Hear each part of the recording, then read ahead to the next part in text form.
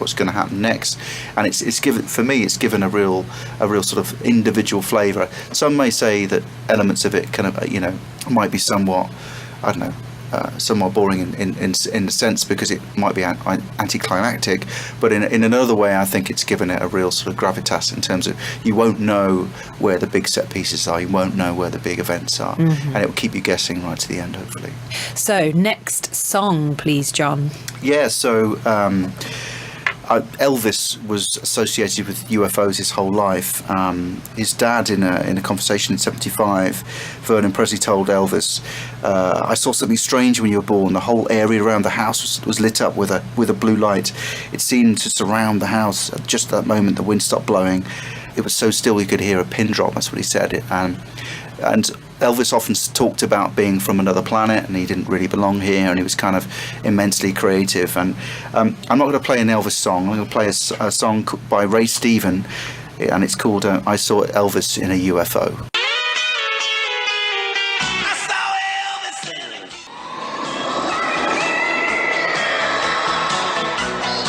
That is an absolutely bonkers song. I bet you never heard that before, have you? It's brilliant. I reckon some producers out there, maybe Goldie would like to get hold of it and just do some sampling. I'm sure it's available. Sampling of some stuff. Right. You talked earlier about the mystery deepening in book 2 and 3. Yeah, so... Can you elaborate on that? Yeah, okay, so in book 2, the leading character, who's actually an alien, begins to unravel a kind of mystical story that he doesn't really understand until right at the end of book 3. He kind of speaks to a lot of the Native American Indians and the Hopi tribe specifically, who tell him about the 9 signs of the apocalypse. The others, the Zunis, who tell him about the Kachina. He's aware of mysteries in the Bible, such as Ezekiel's wheels, where there's some very strange passages. And he's seen for himself with his own eyes a place called Yonaguni, which is in Japan, which is a kind of monolithic, strange building that's 50 feet beneath the sea, that's been there for more than 12,000 years. And if you look at the traditional sense of history, 6,000 years ago, humanity was wandering around as cavemen, not building monolithic places. So there's all these mysteries begin to unravel. And primarily, it concerns one of the major characters, and you kind of understand what it's about. And I wanted to play to you a speech by JFK. He gave the speech in the Astoria Hotel on April 27, 1961. It was entitled "The President and the Press," and it was about him challenging the press about the freedom of speech and the freedoms we all hold dear. And it was given before the American Newspaper Publishers Association. So this is a couple of years before he died, and I just want to play it to you, and then I'll explain. Ladies and gentlemen, the very word secrecy is repugnant in a free and open society, and we are, as a people, inherently and historically opposed to secret societies, to secret oaths, and to secret proceedings. We decided long ago that the dangers of excessive and unwarranted concealment of pertinent facts far outweighed the dangers which are cited to justify it. Even today, there is little value in opposing the threat of a closed society by imitating its arbitrary restrictions. Even today, there is little value in ensuring the survival of our nation if our traditions do not survive with it. And there is very grave danger that an announced need for increased security will be seized upon by those anxious to expand its meaning to the very limits of official censorship and concealment. That I do not intend to permit to the extent that it's in my control. And no official of my administration, whether his rank is high or low, civilian or military, should interpret my words here tonight as an excuse to censor the news, to stifle dissent, to cover up our mistakes, or to withhold from the press and the public the facts they deserve to know. For we are opposed around the world by a monolithic and ruthless conspiracy that relies primarily on covert means for expanding its sphere of influence, on infiltration instead of invasion, on subversion instead of elections, on intimidation instead of free choice, on guerrillas by night instead of armies by day. It is a system which has conscripted vast human and material resources into the building of a tightly knit, highly efficient machine that combines military, diplomatic, intelligence, economic, scientific, and political operations. Its preparations are concealed, not published. Its mistakes are buried, not headlined. Its dissenters are silenced, not praised. No expenditure is questioned, no rumor is printed, no secret is revealed. Well, that's very poignant. Tell us about that. Well, for one, I think it's as valuable and as important today as it was back then when he originally gave the speech.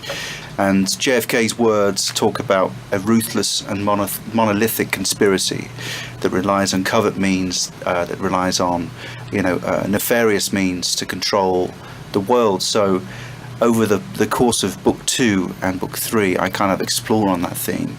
And talk about some of the themes and hopefully make people realise, what JFK was talking about when he did that speech. Obviously, he didn't last long as president after that speech. He was off pretty quickly when he tried to expose whatever ruthless monolithic conspiracy it was. So it's a fascinating area. It kind of involves a bit of conspiracy theory. It involves a bit of, I've wrapped in history going right the way back to Roman times, before that Egyptian times. I've kind of wrapped in a whole bunch of themes that I found very, very fascinating and very exciting. And I don't want to even compare it to a novel such as 1984, but it's, I feel in a way it has an importance to the modern youth, that they kind of understand the reasons why we must guard against things like corruption, why we must guard against secrecy and secret societies, because it does no good. And JFK's words are even more poignant today in a world where, the press are being censored all around the world. The truth is not coming to light. We don't really understand what's going on. So no, I think it's a fascinating area. I've kind of had a bit of fun with it. It's not all seriousness, but it's a fascinating subject, and I hope people will really enjoy it. Yeah, absolutely. It's a very interesting speech. Where can people find that speech if they want to listen to it? Yeah, absolutely. I mean, the full speech, that was just a glimpse of it. The full speech is on YouTube. You just go to YouTube and put in JFK monolithic conspiracy, and you'll find it. It is worth listening to, and it's staggering that it's not more well known. I think there's probably a reason behind that, but it's there we are. So, what else have you been up to? Okay, so I guess the other project I've been working on is it's a film. I'm the executive producer on a film. Fantastic. It's not named yet. We're still working on a bunch of details. There's a huge amount to do still, but it's taken shape. It's been we've been filming now for more than 6 or 7 months, and we've had multiple. I've not got to go, unfortunately. I've been too busy, but there's been multiple trips over to the US, and the film is called tentatively Cosmic Whistleblowers, and it's about the last remaining survivors of Roswell. It's primarily about a bunch of people who were silenced by the US Air Force about the time not to speak and not to talk about what they saw and what they did, and they get into the age now where they literally have only got a few lives left, so the threats are kind of somewhat diminished, and they want to say their piece. They want to say what happened to them, and there's a bunch of stuff that I can't really talk about that's kind of secret, and we kind of don't know where we are with it at the moment, but I'm really excited. It's taken shape. We are 3/4 there, hoping to release sort of late summer. It might even be autumn. We don't quite know yet, but yeah, I'm involved in that. Very excited. It's the first time I've ever been involved as an executive producer on a film. Looking forward to the premiere already. It's going to be very. That's always the fun bit. Yeah, that's the fun bit, and I'm very proud to have my name associated with it. So it's been a lot of fun. Is there anyone you'd like to thank or mention that's involved with the film? Or? Absolutely. Sorry, Simon Sharman. You'll find him on Twitter, Mr. Simon Sharman.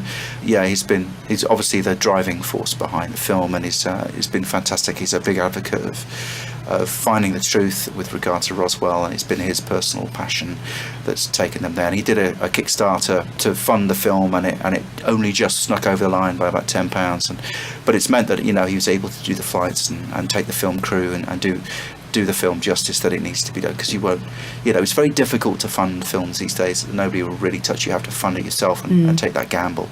But hopefully he's found the right distribution partner, and it'll be a success.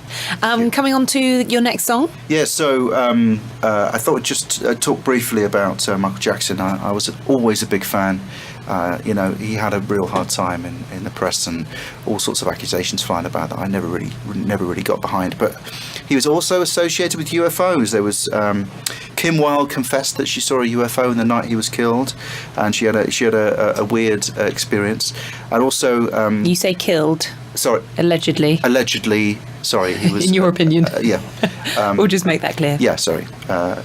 Yeah, and also several witnesses claimed there was a green glowing UFO over his ranch the night he died, and so there was an association there. And he was kind of from a different planet as well. So this is Michael Jackson with "Man in the Mirror."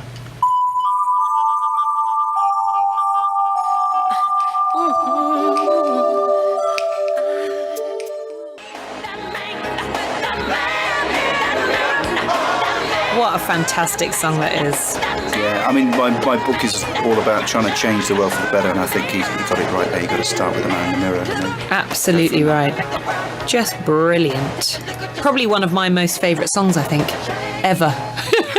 So it's a good choice. Well done. So sadly, we're pretty much out of time, but quickly, when do you think you'll release the second and third books, so everyone knows? Yeah, I'm going to release them in quite quick succession, so I'm probably going to go for hopefully July for book 2, and then follow up with book 3 in August. That's really exciting. And where can people find out about you and your books? Okay, so I've got a website, which is www.humanredux.com. I'm on Twitter, which is at John C. Withwick, which is spelt Withwick. I've also got a Twitter handle at HUMANredux, so it's at HUMANredux. So, yeah, you can find me there. Well, thank you so much, John, for coming in again. It's been lovely to talk to you again and hear about your books. Really enjoyed the second one. You make sure you go out and get that on Amazon, is it? It'll be on Amazon, Nook and Google Play. So what's this last song?